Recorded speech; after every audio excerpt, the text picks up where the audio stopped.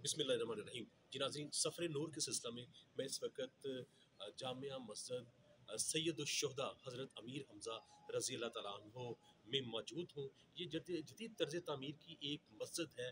Saudi हुकूमत ने बहुत अच्छा काम किया है। जहाँ पे तारीख़ी मुकामात हैं, वहाँ पे सऊदी हुकूमत ने मसाजिद बनाई हैं, पिकनिक पॉइंट्स बनाए हैं और इंट्रोडक्शन दिया, बहुत ही खूबसूरती बनाई है। ये इसी जो कोरोना के दौर में इन्होंने बहुत तामीराती काम किए हैं, करप्शन पे ख़ात्मा किया, साथ-साथ इन्होंने जो तारीख़ी मुकामात हैं उनको उजागर किया है।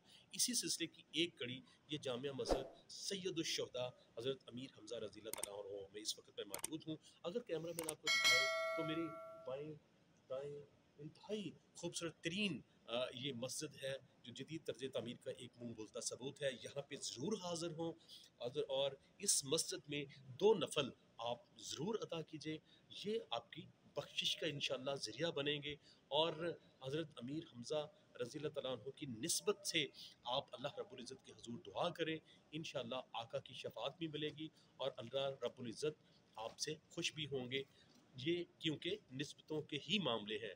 आप यहाँ पे ज़रूर आएँ, तो इस मस्जिद में ज़रूर हाज़िर